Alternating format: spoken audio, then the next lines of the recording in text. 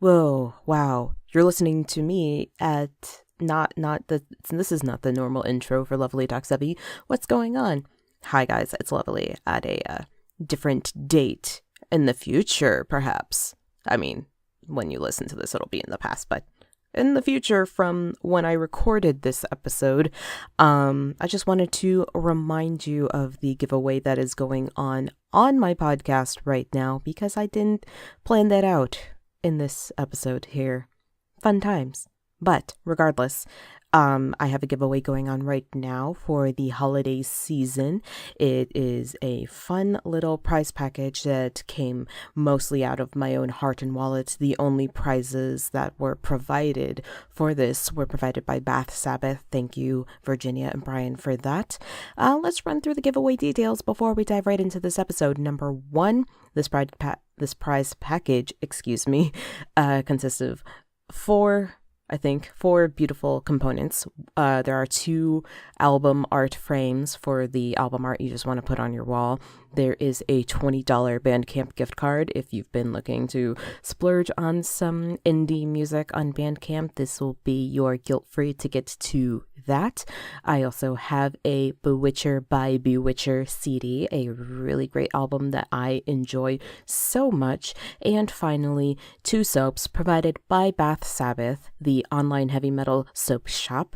There is 1 Cup of Joe soap, which is inspired by Anthrax. Used to be called Duncan Hill's coffee soap, inspired by Dethklok, but now it's Cup of Joe, and it smells so good. You're gonna want to eat the soap, but don't do that, okay? The other soap is Krampus, the Alpine Demon, perfect for the holiday season. This prize package is going to 1 winner. This giveaway is only open to the US, so sorry to people in Sweden or Germany or Australia, perhaps, but it's only US this time. Maybe in the future I'll do another giveaway where everybody can enter, but for now it's US only. This is going to 1 winner to do with this package as they please. They can keep it all for themselves. They could give it to somebody who they know would really like it, or perhaps they can split the difference however they see fit. Do what you will with it, okay? To enter, this is important. There are 2 different methods. Number 1, through Instagram. I have an Instagram page, Lovely Metalhead, instagram.com/lovelymetalhead, or just find me, Lovely Metalhead. Find a very particular post. You'll see it. It says Lovely Talks Heavy giveaway. All right. You can also go to Bath Sabbath's Instagram and find that, because they've been posting that too.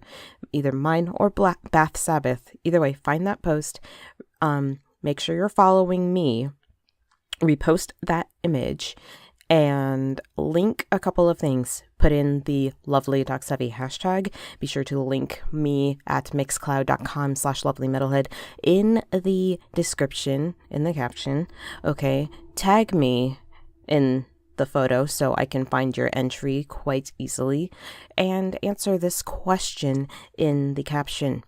What is something that you have gifted to another metalhead for a holiday season or just any time of year, but it cannot be yourself that is the metalhead that you gifted something to, okay? We're not cheating, okay, here. Just somebody else, because this is about the spirit of giving, all right? Somebody else that you've given something to, all right? It doesn't have to be super long or anything. Just make sure it's concise in that I can find the answer and that you do all that stuff. Hashtag Lovely Talks Heavy, link the Mixcloud, tag me in the photo, make sure you're following me. Also, I will check, all right? All right, that's one method. The other method, if you don't feel like doing all that through Instagram, that's fine. You can also email me, lthfeedback@protonmail.com, and that same prompt. What is something that you have gifted to another metalhead, not yourself? And yeah, just do that either way. This giveaway is only open for another week at the time that you're hearing this. It'll be closed at just on December 1st, and then I'll be announcing the winner on this podcast, Lovely Talks Heavy, on December 8th, so stay tuned, okay? All right, now let's go into the real intro, shall we? You are listening to Lovely Talks Heavy.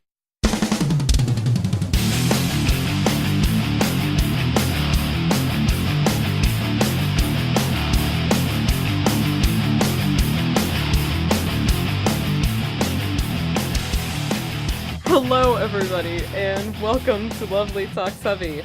I am your host, Lovely, and I discuss everything I enjoy with regard to heavy music. So, a few weeks ago, I was joined by MJ Alexander, artist for the webcomic The Stoop Gallants, in a discussion about album artwork by genre within heavy metal. I am joined once more by her on the show to discuss some of our personal favorites in heavy metal album artwork. Welcome again, MJ. Oh, thank you for having me. I'm so glad to have you. So, let's talk briefly on sort of the prompt that I gave here, which, I mean, there's really not much to discuss. Let's talk about heavy metal, our favorite heavy metal album artwork this time. So, did you have any sort of, prevailing, I should suppose, themes when it came to, your favorite album artworks? I would say prevailing themes. I really like illustrated album art, like really good, like sort of detailed illustrations. I think there's a lot to be said for like other kinds of album art where they use like photography or screen printing or something like that. But I do really love seeing like detailed illustrations where there's just, so much work that's poured into it. I think that's really amazing. Lots of like kind of sci-fi fantasy themes going on. So I would say like in just general, like a lot of, when I look at album art. So but there's like just going to be a lot to look at, and you can just sort of digest forever in this in this image, which is something I do love. But I think it's very cool and interesting that we have this, that you have here with all your with all of the fine detail, because I have sort of a different route where I have a lot more graphic, like things that stand out, like definitely pop out. Like there might be finer details in there, but there's definitely that something that pops out just immediately in your face. Very graphic. Some of it is very simple, which we're about to explore here. But I really love that imagery that there's something that pops about it, particularly color, I think, but it's I just like that. It's a different route, so I think it'll be a really fun, interesting conversation between the both of us as we explore our favorite album artwork. So let's head on in to our list, our BuzzFeed list, our Loudwire list of favorite album art. Our listicle. Listicle.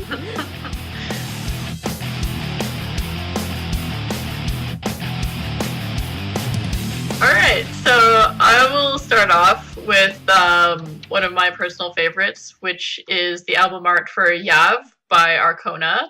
So Arkona is a Russian folk metal band. The frontwoman is Masha Scream, and she does all the vocals, she does all the songwriting as well. And so for this album, like with all their albums, they sort of focus on like Russian folklore or Russian history. And for this particular album, it was a concept album.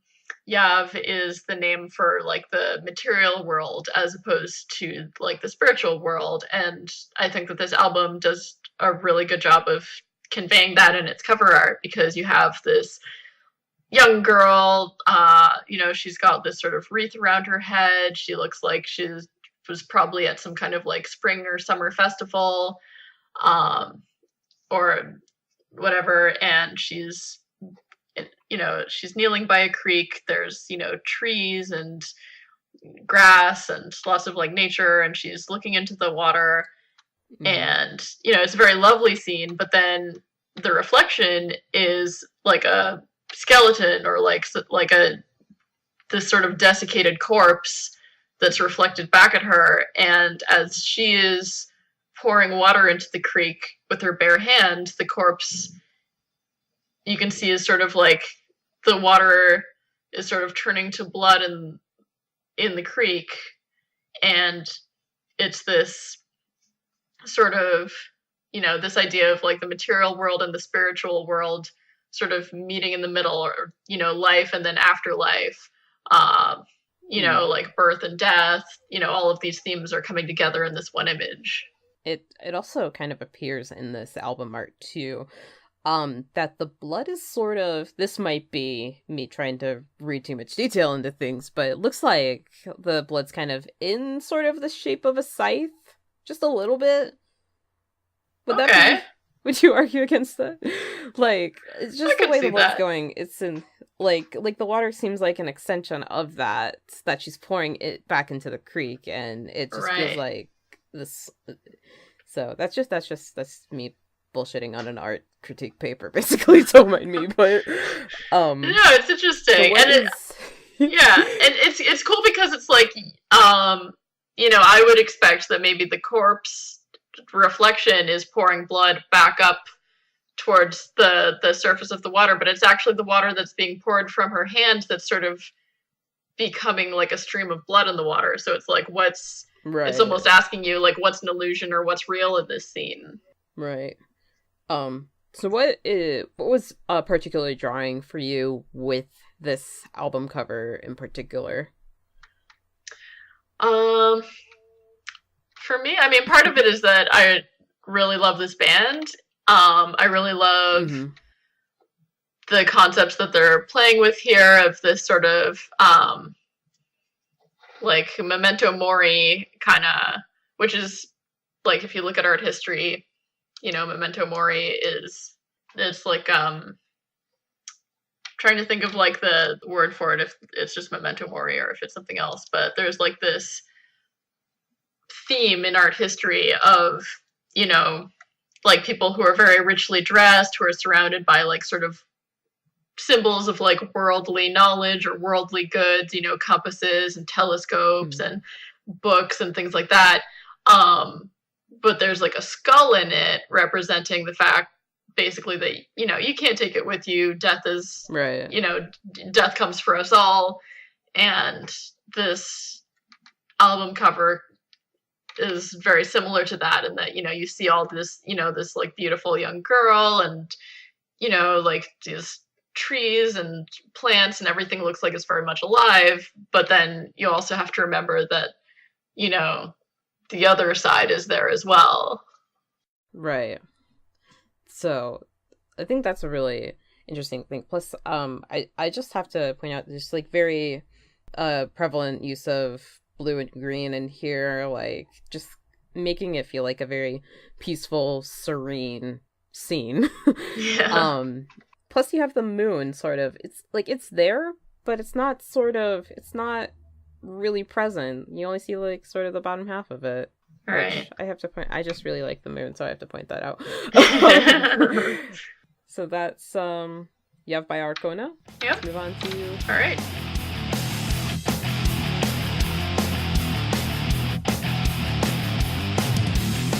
Alright, so we're gonna talk about one of my favorite albums now, which, if you've listened to this podcast for at least 5 seconds, you know it's gonna be a Powerwolf album. And so I'm gonna be very obvious here. We know that I particularly busted a nut over the newest album, Sacrament of Sin, and I think it's, even though it's one of the newer albums, I can definitely say it is one of my favorite, like definitely up there for favorites as far as Powerwolf album covers goes, because number one, there's like a lot of interesting, like it feels almost like a classic sort of biblical image happening on the Sacrament of Sin album cover, but there's like, you introduce like this like werewolf hooded figure up top, which is very reminiscent of Number of the Beast by Iron Maiden, where you have Eddie, which is controlling the devil, which is controlling man, and this idea of just this werewolf controlling both sides of what is probably considered good and evil. It sort of blurs the idea of what truly is good and evil if both are being controlled by the same force, which I really love. You also have these very interesting pops of color happening in different parts of the album. Like there's like a lot of gray hues up in the top half of the album. Then the bottom half you have this sort of like muted greens and blues happening on one side, and then on the other, this like red, which is obviously like hell, which this demon is rising out of. I really love that. And plus there's like some interesting finer details which I like keep finding as I just keep looking at this album cover, which you see sort of like skulls in the background and like people just suffering in hell, it looks like, or something, which I really love.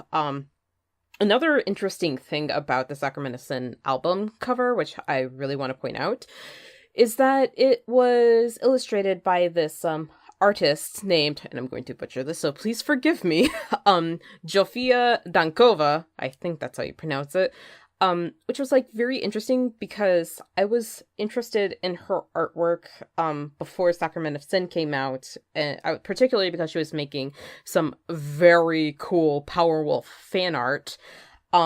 Then, like, when the Sacrament of Sin album artwork had come out, I was like, okay, this is so cool. There's something familiar about this, but I dig it. And then later on, when I was just sort of like, I wonder what I want to, what was it? I was wanting to show, Jofia's, like, a Powerwolf fan art to a friend of mine, like, this is some really cool, Powerwolf fan art. And then through some, like, further looking at her gallery and stuff, I'm like, oh wait, that was you. Oh my god, that is so cool. So she sort of, it was like this moment of like, wow, I am very happy for you that you sort of elevated, like you got to do that.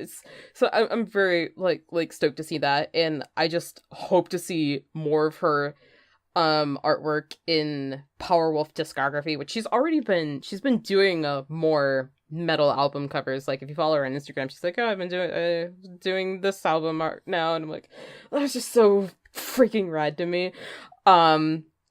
Which is also good because it'll be a bit of an upgrade from what the what do you call it, from the look of Blessed and Possessed and Blood of the Saints and Preachers of the Night, which is I love Powerwolf so much, but it just looks like wolf faces poorly photoshopped onto some papal figures. Like, like I'm just glad to see this like this look is just elevated. I'm so stoked. So this is why for all these reasons, Sacrament of Sin is one of my favorite album covers. Nice. Yeah, I'm looking at some of the older Powerwolf albums now, and yeah, just like it's not bad, but it's like this album specifically definitely brings up the level of like, you know, composition, color choices, like themes, good and evil. You know, there's definitely a lot more going on, which is pretty neat. I just love it, and I love Powerwolf. We all know this though.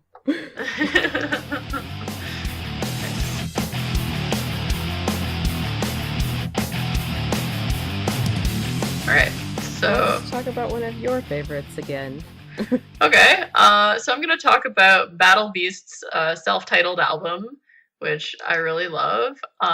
We've got the title Battle Beast up top, and then we've got their lion character, like front and center. He's got this sort of double-ended spear, I think, or maybe it's just like a regular spear, but he's kind of like stabbing this robot who's trying to shoot at him, and there's this sexy lion lady in the background, and she's also about to fight another robot, and it's just got this really interesting mix of kind of like fantasy elements with these sort of half animal, half people characters, and this like cyber futuristic world, and the clothes they're wearing are very like sort of future sci-fi, and I just love that kind of combination of things and the way they've set it up here. And just, you know, like you can feel like the power and the energy of the music and the poses. Absolutely. I was like looking at this like the weapon that the like front and center lion character has, and I was like, at first I was like, oh, it looks like the weapon and the Battle Beast logo are just sort of kind of merged into one thing. Like he's using the Battle Beast logo to kick this thing's ass, but I realized, oh, it's just the Battle Beast logo in the background of the kind of juxtaposed behind the weapon. Right. So I'm like, oh, it's fine. I mean, that'd be a cool concept, right? Like if you had like your band logo is also like the design for your futuristic battle weapon. Oh god. Yeah. But, what's interesting about this one, I think, is like it's very monochromatic this time versus the Arkona album, where there's at least like some green and blue and some like other colors going on. Like this is a very gray, like in different values and such on this Battle Beast album cover. Yeah, and I think a lot of their albums have a similar kind of muted colors. They do have one album called Unholy Savior, which there's lots of like fiery like reds and orange, and there's like lightning in the background and stuff. But yeah, a lot of their albums tend to have like, you know, they're not like black and white, but it's a little more muted kind of colors going on. So a lot more monochrome, like, which I think that's like a very interesting deliberate choice. But that's all I really have to say on it. So yeah, all right.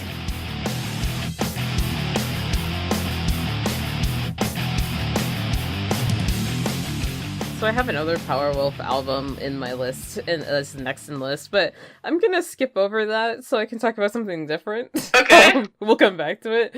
All right. I'm gonna talk about Brendon Small's Galacticon, which is as much as I love Powerwolf, y'all know I love what Brendon Small does, and with Brendon Small's Galacticon, the first one, I think it's just this, it's just so colorful and so cool, and it's this very graphic, comic-like sort of thing happening on this album cover, which is very appropriate because I think it informs the sort of what you're gonna get in the album itself, which is this sort of audio comic book, very space rock, just this epic adventure, or like I just really love it. On the album you have like Triton, the protagonist, I almost said antagonist, but that's the wrong term. The protagonist of the story, who's this like intergalactic superhero,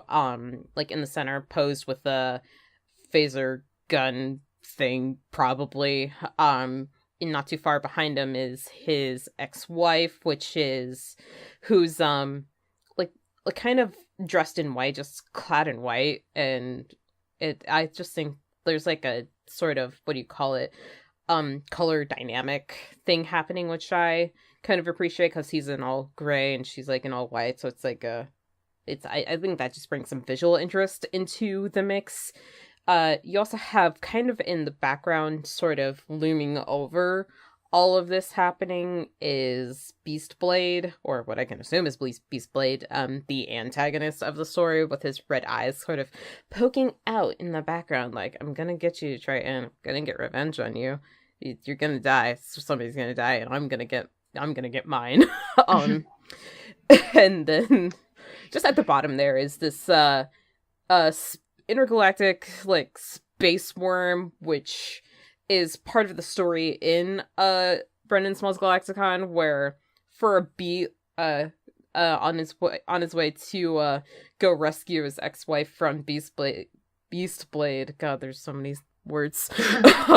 Triton is captured by some space pirates and is forced to fight in this spectacle for people's amusement, basically, just to fight against this worm. Like, it's gonna be great because all these people are gonna die, so they think. They managed to pull through and kill the worm and turn on all the people that are just watching them for their amusement, which I think is so cool. So it kind of, like, the album cover for Brendon Small's Galacticon is just basically, it really well encapsulates what we're going to get in the story of the that's outlined in the album is really good. Plus I don't have to say it's so good musically, and I love it so much. Like it's the first time I listened to it, it was just like heaven was delivered to my ears, and I love this album so much. Yeah, it's pretty amazing. But yeah, so basically, it is so good. So story, which I really love in anything, and plus just it's really good color scheme, really cool art style. Who was it?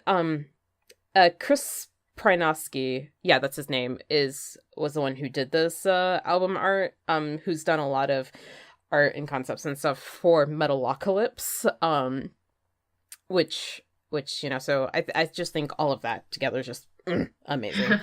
Really great album cover, really great album. Yeah, no, I agree. And yeah, I can see kind of a thematic callback to our last episode where we're talking about bands like Iron Maiden using a lot of imagery that you could see on like like the cover of like a horror movie or something, or like a sci-fi novel, and kind of using that for like their album art and kind of tying it in with like their interests and different genres. You can kind of see here with Brendon Small his interest in like comic books here, because like it's it's got that kind of comic book vibe to it, which is comic book really interesting. Yeah, like the Odyssey, if the Odyssey were in space and a comic book. So yes. Also, I just want to point out before we move on, like just what's so humorous about this album cover is like in the sort of mix of what's going on around the giant worm, like there's a guy of like he's either attached to a rope or he's like flying off like trying to get this worm with a rope or something. Yeah. Or perhaps like there's or it's like all these tendrils coming from the worm's mouth. I'm not really sure. Yeah. But it's just like sort of flying off, and it's like, that poor guy, I hope he's okay. Yeah. Bye.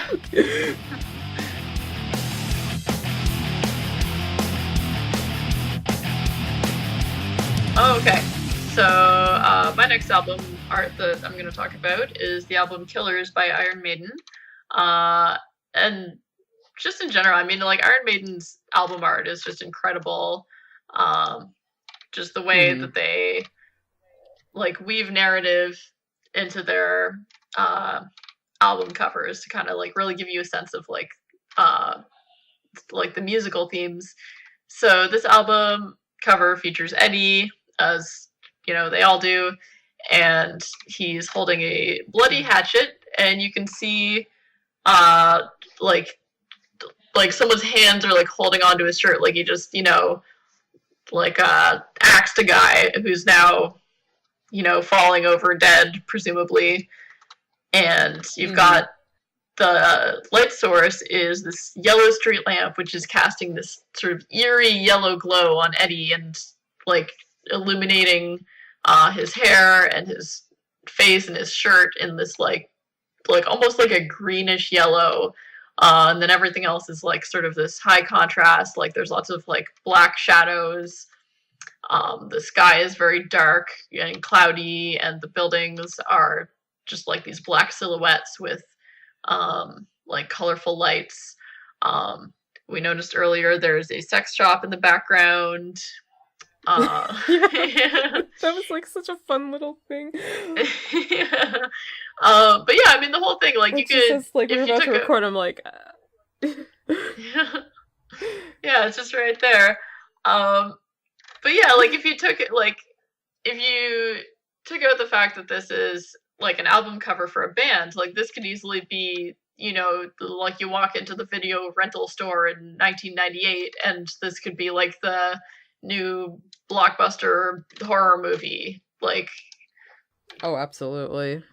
Yeah, it looks like this kind of like extreme version of like heavy metal or something, which is kind of cool. Like you can already like imagine the story that would come from just this picture. I just love the the yellow glow over Eddie, which really makes this like pop for me. Like you do have like these pops of color in the background too, and like, but overall it's a pretty gray album, save for of course the Iron Maiden logo looming up top there.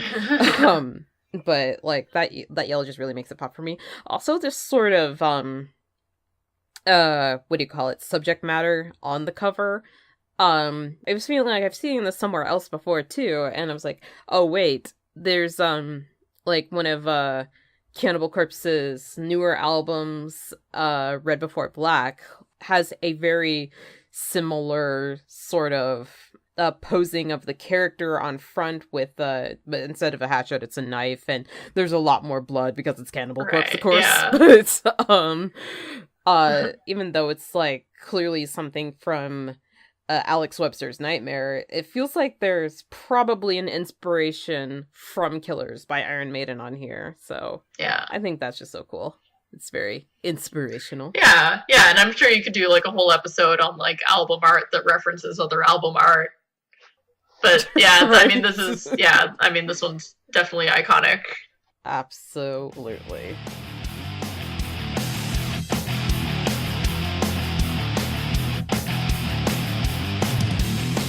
Okay, so earlier I was talking about how I was gonna skip over a Powerwolf album so I could like save y'all the, I don't know, obsession, and skip to the Brendon Small album. I just realized next in the list is another Brendon Small essentially album.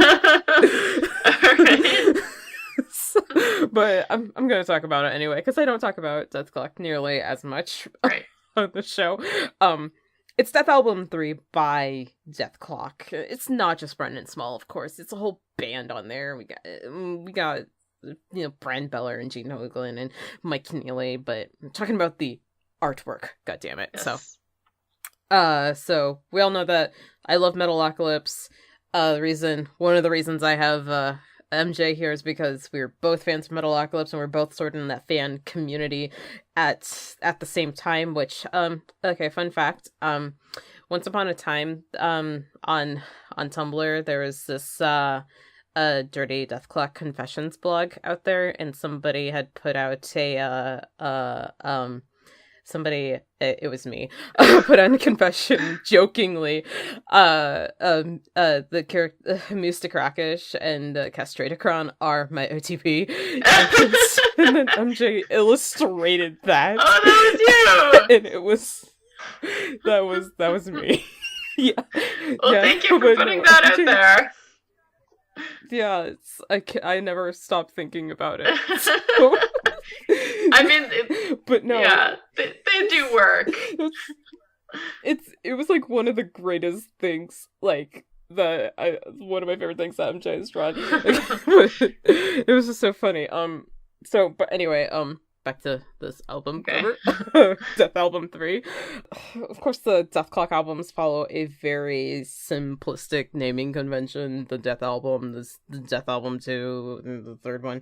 But they all have very cool and interesting album art in some way, shape, or form. Which, of course, the first one is just basically like the band kind of looking over the sort of epic like battle sort of scene happening. The second one is more of like an underwater sort of thing happening with a water god, which is in allusion to one of the songs on there, Mermaider 2, the water god. The third one is like, I really like this one.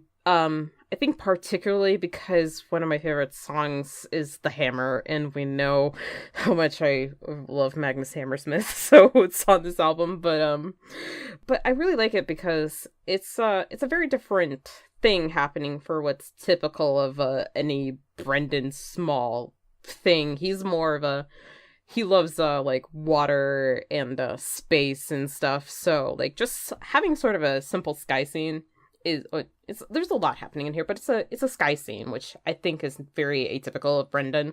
So good job there. And I think it's the character in the center here. It's like sort of a sky god, winged, horned sky god, and it's probably an allusion to the song Sky Hunter on the album, which is a great song. We also have some volcanoes happening on the bottom of the album art, which I think some of those were part of the a single artwork for I Ejaculate Fire. It's very purple and like red orange all over, so it's a very graphic for me in that sense. Like you have all this dark purple, but then like the orange really sticks out and makes the album pop for me. So yeah, it's very, I like this album cover a lot. It's very I just dig it. Yeah, and it's nice to see, like, I was thinking with the last one that I talked about, you know, yellow is kind of an unusual color for people to really emphasize, especially in metal album art. You get lots of, like, reds or blacks or sometimes blues.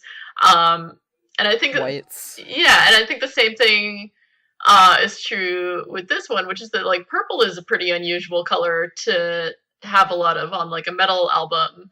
And they've really, like, embraced that here, and I think it works really well with, like, the sky and the volcanoes and everything.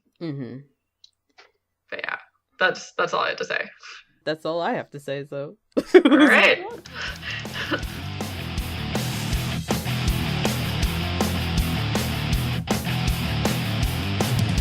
I have another Iron Maiden. So let's talk about Fear of the Dark.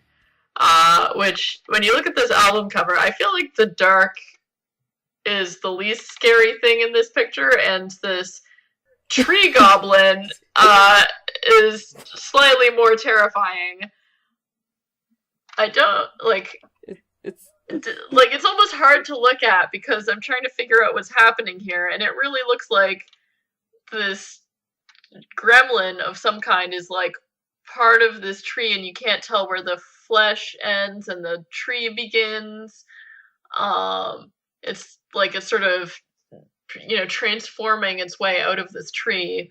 And, you know, there's parts of, like, its knuckles and fingers are still very, like, much like a tree branch. But then you can see this, like, raw flesh where it's, like, separating from the tree. Yeah, it's just, like, this is, you know, it just looks like the stuff of nightmares, and it's just been sort of captured so well by the artist, which is pretty amazing. It looks like one of the, remember the mandrakes from Harry Potter? Oh, yeah. it's like those, like, just a terrifying plant thing.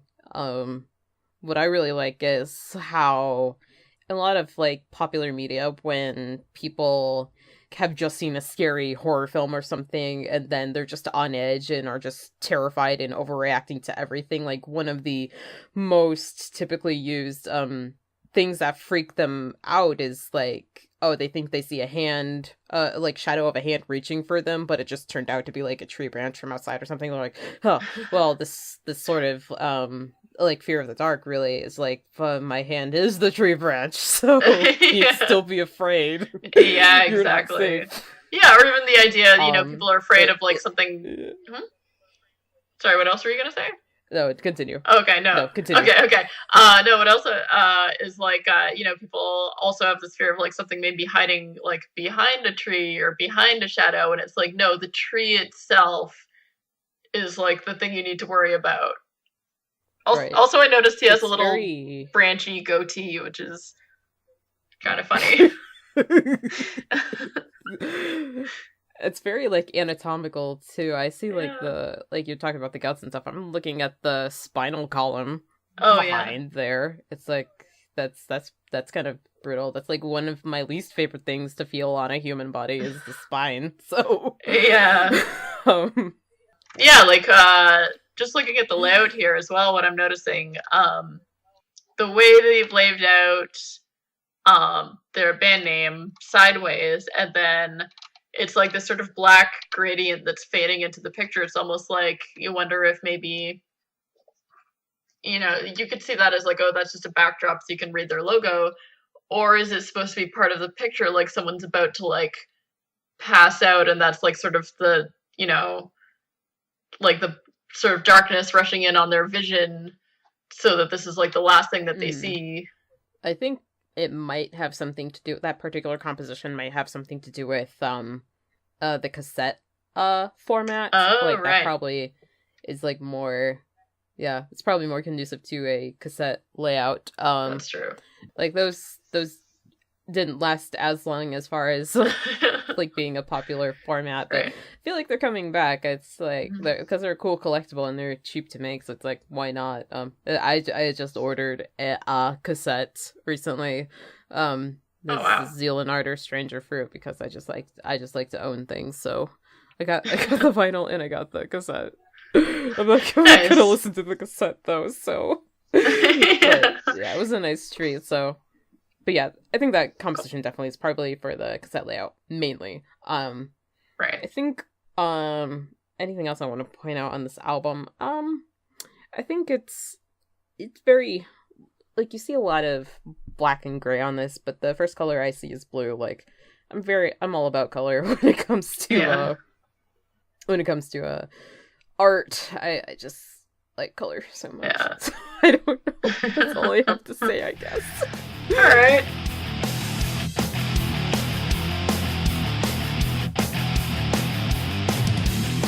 I think I might as well just talk about the other Powerwolf album cover.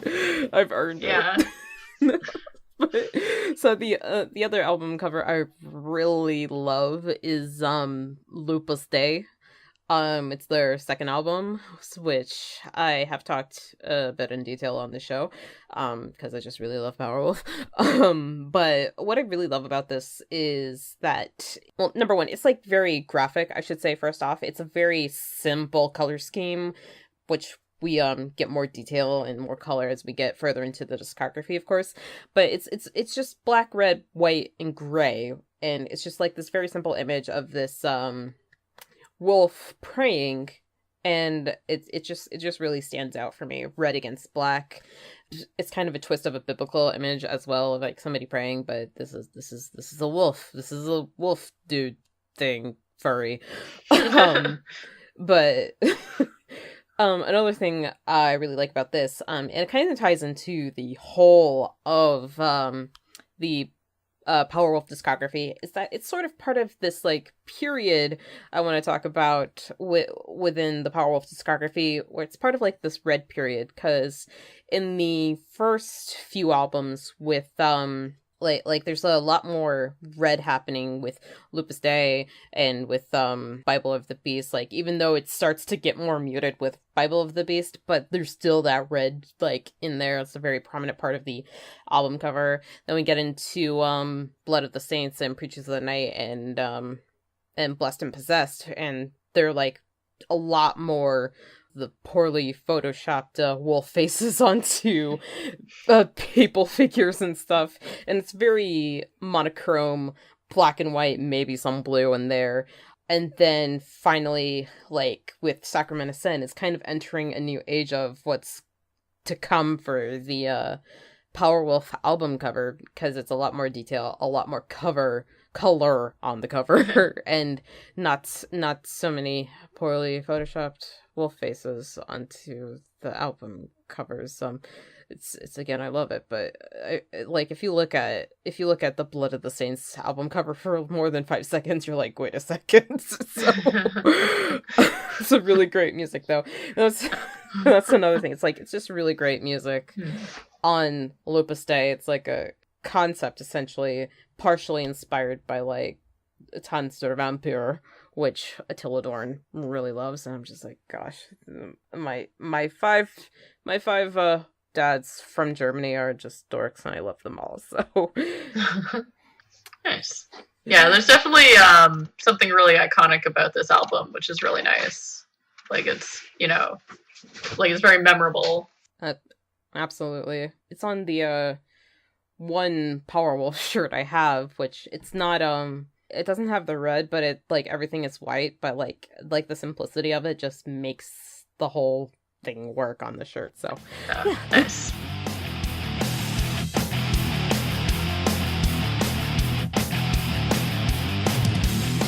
Alright. Okay, so next album I want to talk about is the one for Nightfall in Middle Earth by Blind Guardian. Anyone who has been looking at my blog since 2012 will understand my obsession with J.R.R. Tolkien and the Silmarillion, and this is a natural fit with my interests. So what we have here is the Dark Lord Morgoth sitting on his throne. And the elf princess Luthien has, like, basically snuck in, and she's now dancing to distract everyone, and to basically she's using her elven magic to, like, make everyone fall asleep so that Baron, who is disguised as a wolf here, can steal a Silmaril from Morgoth's crown, so they can, like, bring it back with them. And yeah, so that's like the basic premise of what's happening here, and just like it's just a really nice, like, the way they've depicted it here with Luthien is sort of like this radiant figure. She's like all in blue, and then everything else is sort of like, you know, dark, like almost monochromatic. Melkor looks like a Dark Lord, and then he's got these, like, shining Silmarils on his crown, which he, you know, stole from Feanor. So they've got this, like, light of Valinor, and, you know, they're very, like, radiant and holy, and very beautiful. And then he's, like, you know, stuck them onto this big, like, iron crown of his.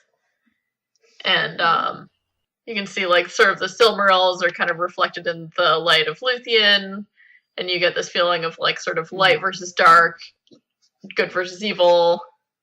So yeah, it's just like, it's very interesting because, like, aside from the very obviously yellow Blind Guardian logo on top, yes. like, Yeah. right, like that's probably the draw. And like, oh, you like Blind Guardian? They got an album here. But like, yeah, the blue makes it pop. Just side note, I know absolutely nothing about what J.R.R. Tolkien has made, but that's not gonna stop me from but no, it's like, I think that brings some visual interest in here, because if you didn't have that like bright blue in the elfin lady, which I've forgotten her name already, okay. But she's no, it's there's a lot of big words. Anyway, I think, like, you'd be less drawn in, like, even though you have those, like, lights of the Silmarils, I think you've called it, and the right. crown there, like, it's not as prominent, so you're, like, you'd be spending a lot more time sort of looking for the finer details and what's really going on here, so, but I think, like, having that just really makes everything, like, I'm not sure what the word is. You can kind of notice everything a bit more easily in juxtaposition to each other, so. Yeah, that's a good way of putting it, and, like, sort of seeing, you know, what could be a very, like, stereotypical album cover with, like, instruments of torture, and everything is, like, very dark and grim, and there's orcs everywhere, and there's this, like, snarling wolf and everything. But then to have this, like, elven woman, and she's very, like, you know, beautiful and graceful, like, as a contrast, just really makes it stand out. So yeah. Let's move on to the next one. All right.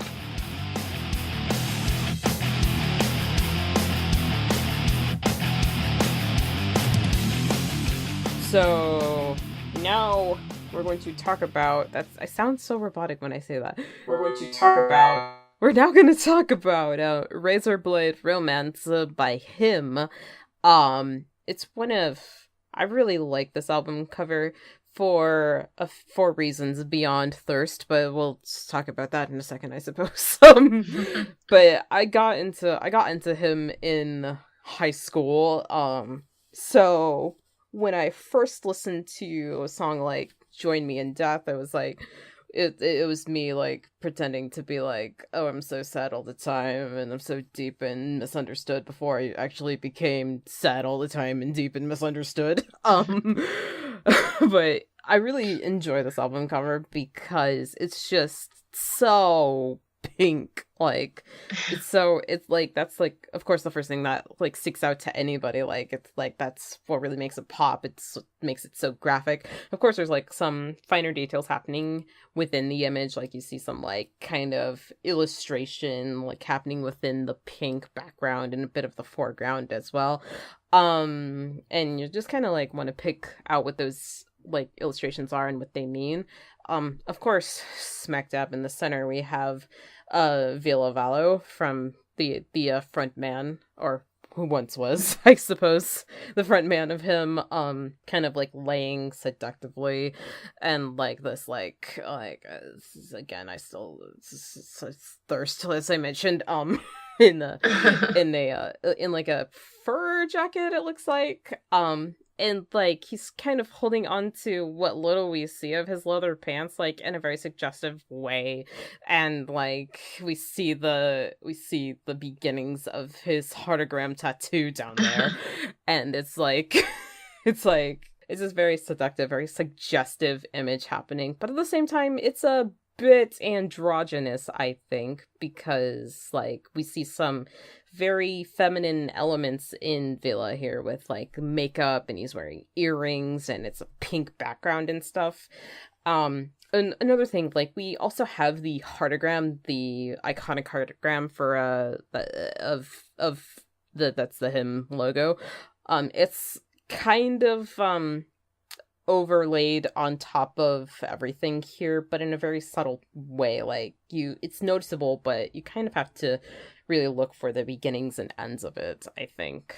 Also, another thing I have to point out is the sort of, for lack of better terminology, the sort of what looks like light rays sort of emanating out from Villa's head on the album cover, which kind of makes it feel like this sort of like a twist on biblical Catholic imagery, so which probably lends to the finer details happening in the background of the album cover.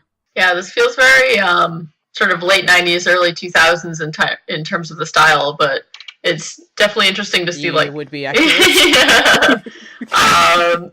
But yeah, it is definitely interesting to see like a metal album that has this like strong pink in it, because there's not, once again, talking about colors that don't get used very often.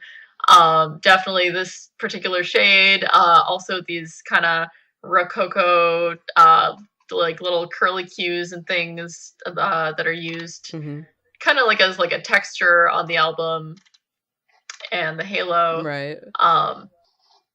Yeah, it's definitely like, so I like what's going on here with like the androgyny. Like, it's just something that you don't see a lot in a lot of metal art. You like, we're kind of used to seeing band members kind of like asserting their masculinity when there's like band photos. Tough, like I'm gonna exactly, looking tough, like I'm gonna kick your ass and stuff. Yeah, or like trying to look like some kind of Viking warrior. Yeah. Right. I think something to note here, because I realize I have another repeat artist in this list. I'm sorry, guys. Okay. No. But I think, I'll talk about it. Talk about the other album later. But something to note, I think, with Hymn's discography and their album art. Earlier on, they tend to use photographs of Villa Valo, like in these sort of suggestive ways, like on Greatest Love Songs, Volume 666, or Razorblade Romance. Then they start using like more illustration. Basically, it could just be like the heartogram in like different situations, or just the heartogram. Right. So I think that's like interesting to note, like where we definitely use this idea of sexuality and romance being used to sell the music, like which Villa has mentioned he's very okay with that. Like, it's another 99 cents off iTunes. What do I care? So, right. No, but anyway, but yeah, it's a very, I think it, like, even with all that, it's a very, really, I really like the album cover. So that's all we have to say about it. So, all right.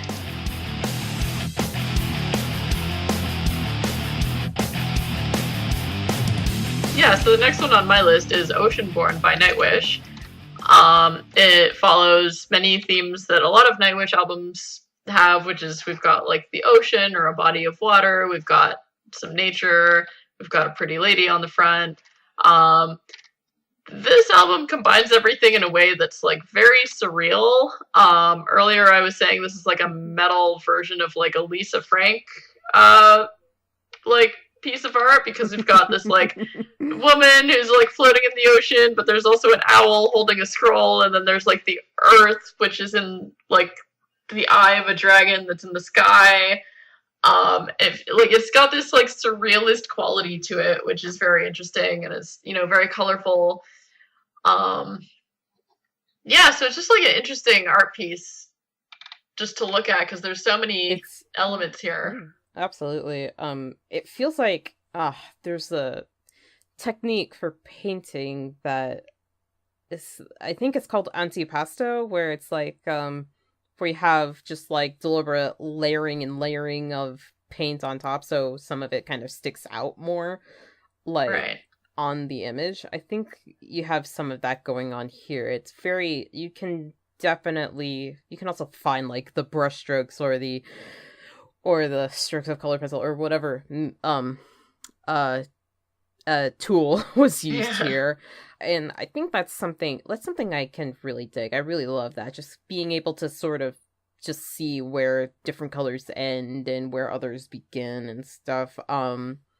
It's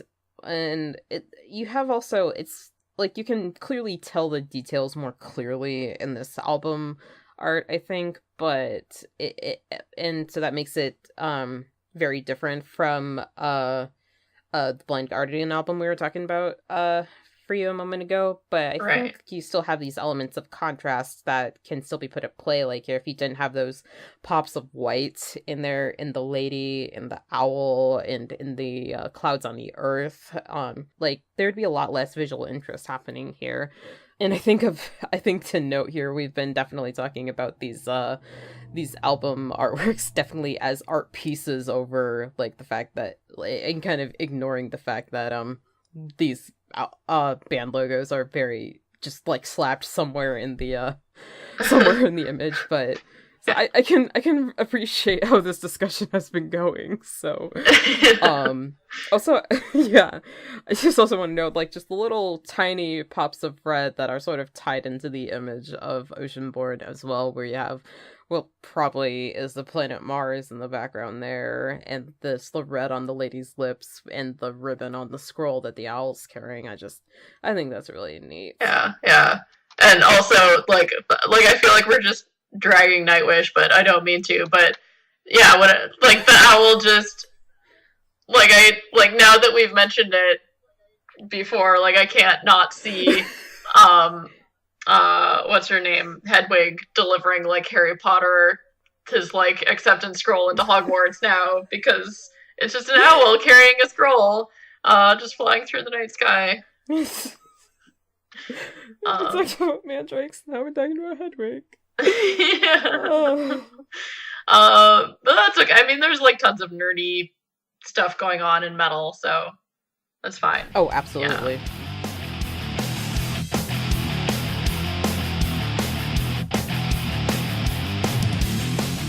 Okay, so we just talked about him.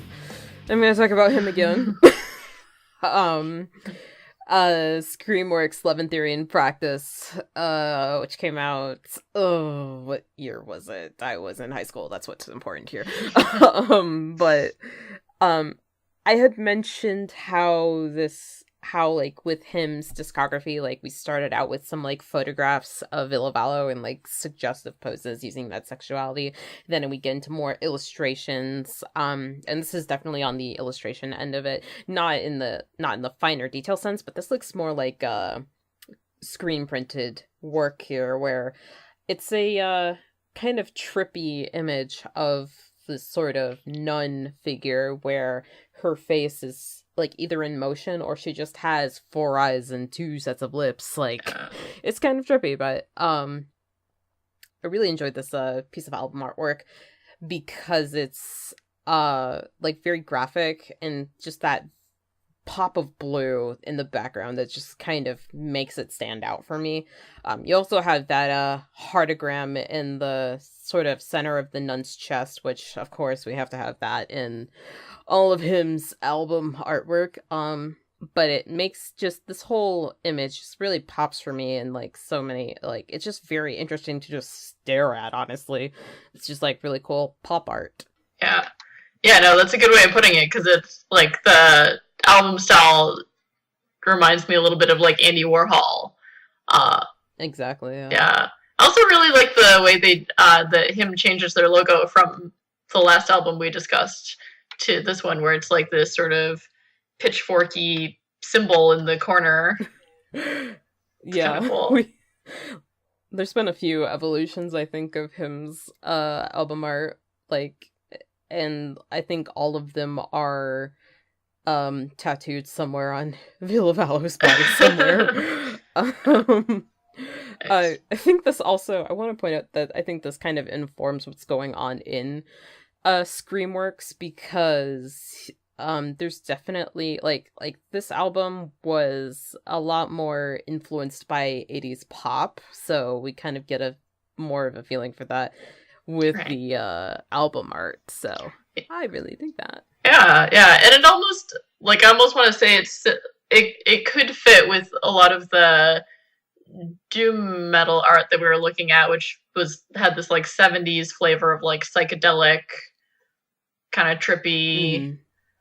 I don't know, it just kind of reminds me of that. Yeah. Oh yeah, it definitely wouldn't fit in with doom metal. It's very, it's definitely more poppy, but it's I can see what you mean with that, like, sort of influence, though, so. Right.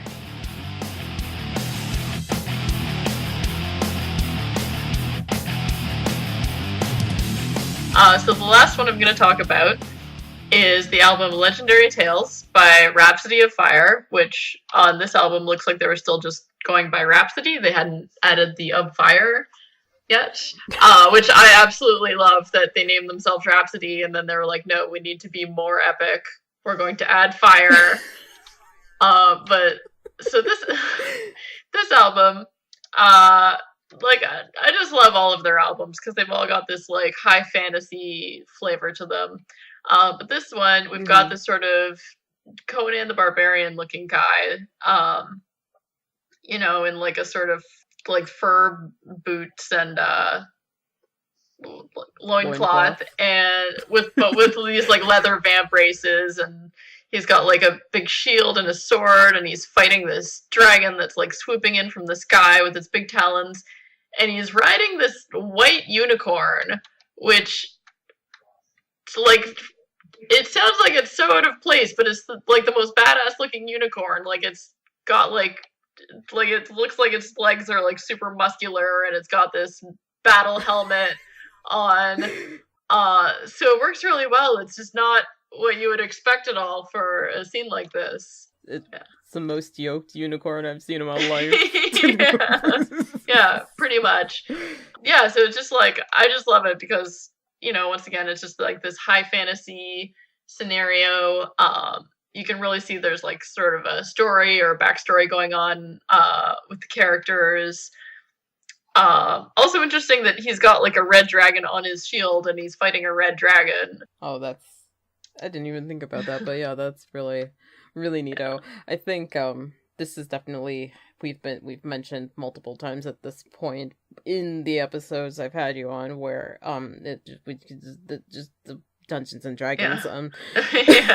This definitely feels like part of the, like, this would fit in with the Dungeons and Dragons like player's handbook or something. Yeah, for sure. It's just is like really cool. I think there's a lot going on here as far as color scheme. It's me talking about color again, but like in the upper half we get a lot of red in the dragon, in the clouds, bit coming off the sun's rays there, and but then like it's like more beige and pale brown and stuff in the bottom half, and that's kind of tied together within this sort of warrior dude with the red and the beige and the blonde of his hair and everything, and the white of the unicorn, of course. So I just really like that deliberate use of color. Like, I think especially probably like once we're talking about these album covers, I should say, like, it's definitely, like, you want something that really draws people's eyes, you know? So, like, with those, with, like, this deliberate color scheme and the fact that it looks like it could be on a Dungeons & Dragons player's handbook, like, it can definitely, and like, bring new fans, like, even if they've never even heard of metal before, or even don't even know where to start, like this, like, something like this, like, somebody who is interested in high fantasy stuff would definitely be on board with something like this album cover. Yeah, for sure.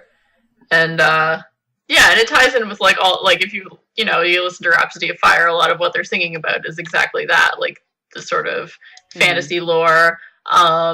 And yeah, just looking at the background, like, it looks like this sort of classical, like, almost like an Italian landscape. Like, if you look at, like, the background of, like, every Renaissance painting, it's basically this sort of, like, rolling hills kind of thing. So, yeah. And yeah, no, I agree. Like, it looks like sort of, our warrior is very much tied to this idyllic scene with his sort of brown loincloth and blonde hair, and then charging into this, like, very dramatic, like, red and black kind of scene you get, like, in the upper half of the canvas with the dragon and this, like, really vibrant sun. So, yeah. We're almost done here. I got one more, so just wait through the music break, please.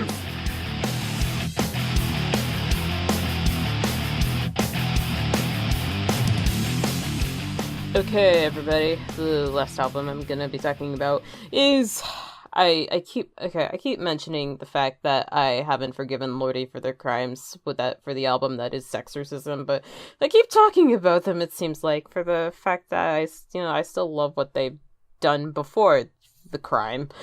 To Beast or Not to Beast by Lordi, which came out in 2013, I want to say. But I wanted to bring up this album particularly because it's one of my favorites of Lordi's. Also, I think there's, like, an interesting story happening within the Lordi discography, once again, with the album artwork, and also the fact that I just mentioned, like, 3 bands from Finland only ever, plus Powerwolf. It's a good place for metal. It's got the most metal bands per capita. Yeah. How can you not? No, they probably have as many metal bands as they have lakes. So, I mean, they have a lot of lakes. So anyway, so with the visual sort of story between Lordi album covers, you have more of in the beginning of the discography, you have just more of, like, illustrations of the band, or in the case of the Apocalypse, a photograph. But you have those, like, illustrations, like, one of them being just exactly stylized by, like, what was it, Love Gun by Kiss, because Mr. Lordi just loves Kiss, clearly. And then the next one's more of, like, a horror movie soundtrack. But then we start to get into more illustrative images again, where we have more surreal, more illustrated images, even though the first few albums were illustrated. Where we have Babes for Breakfast, where it's like a baby-fied Mr. Lordi, like, breastfeeding, but instead of this blood on his face, then we get to To Beast or Not to Beast, and it's this we get to To Beast or Not to Beast, and this lady holding a skull with some tiny horns poking out from its eyebrows, which we can assume it's the skull of Mr. Lordi, because in every costume he's kind of had those like horns poking out from his eyebrows, basically, so we can assume it's him. And it's just this pun on Shakespeare, obviously, To Beast or Not to Beast, and the fact that this lady is holding a skull. What's interesting, she's just like, I'm not quite sure, she's kind of like in this, what I feel like is a very modern dress. Of course, her eyes are whited out because it's a Lordi album covers, so it's like whenever you introduce like women or children, creepy children or anything within Lordy, it's like, okay, by the end they're going to be a monster, or they were always the monster, or they're going to be seduced by the monster that is in Lordy. So it's so eyes wide now. So the most you see the actual Lordy band is just like in this upper right corner, where it's just kind of their faces all in a group, just very small though. And what's very different about this album versus all the ones that I have specifically talked about is that this one is pretty monochromatic.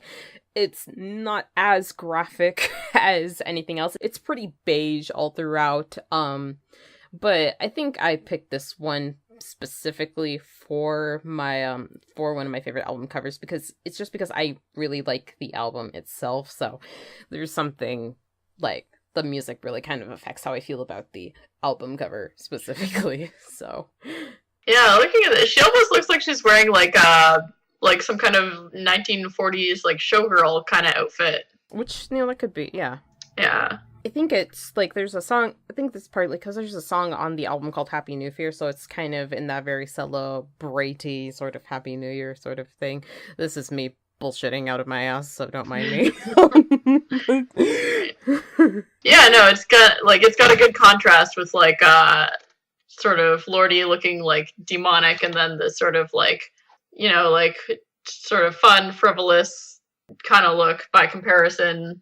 Which I think with a lot of Lordy's like music videos especially, there's always like a mix of, there's always something fun and frivolous happening, and then Lordy just comes in to fuck everything up or something. Yeah.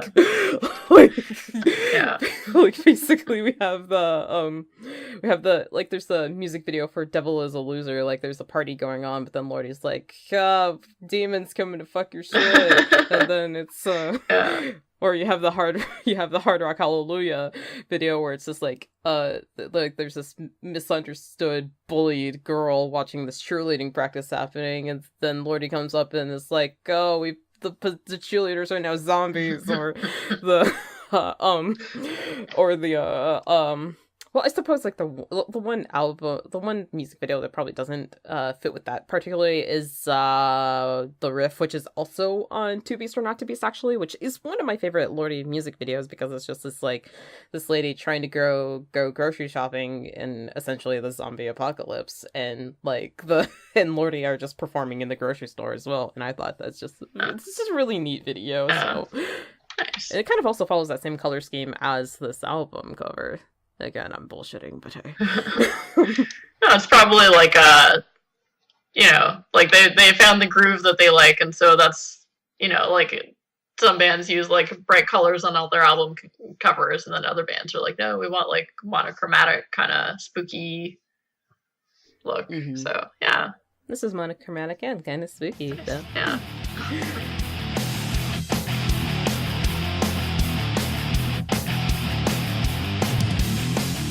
So that is all of the album covers. It feels like we talked about a lot of them, but that's because we each had 7 of them. Mine from like only 3 bands, and yours from like 6 different ones. So. But it was a lot of fun just talking about our favorite album covers and just talking about album art again. I think art is just like really, I like art. I like making it. It's art. But it's very fun talking about it with somebody who has clearly like studied it very thoroughly, but also has a love of heavy metal, just like I.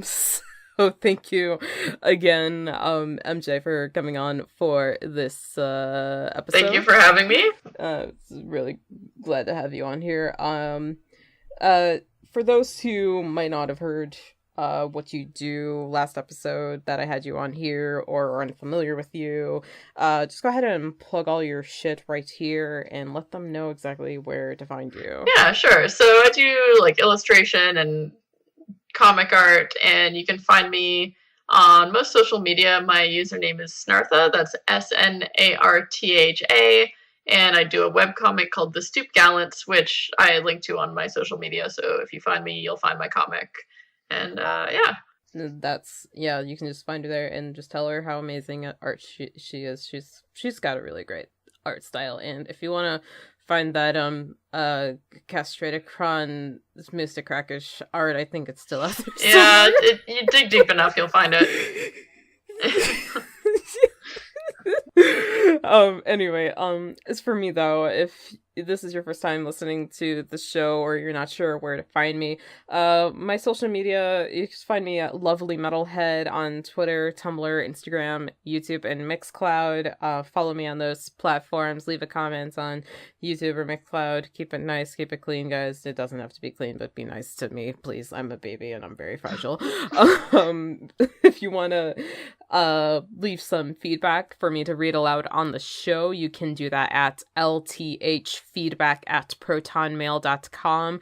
I will read aloud your comments on the show if you so wish. And I should say, not which. That's a different word.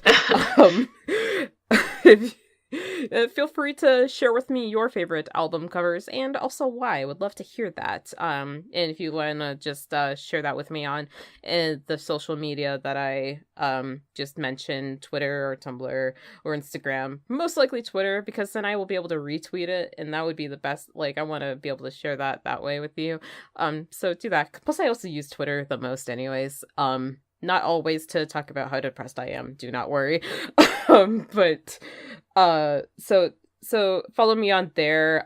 If you want to share the show with a friend, please do. That would be the best way to support me in this podcast endeavor. If you want to also extend your support in a monetary sense, you can feel free to do that on ko-fi.com/lovelymetalhead. Just drop a few dollars, maybe a few more than a few dollars if you so wish. If you can't donate, that's completely understandable. Just sharing the show is just helpful in itself. Alrighty, I'm out of breath.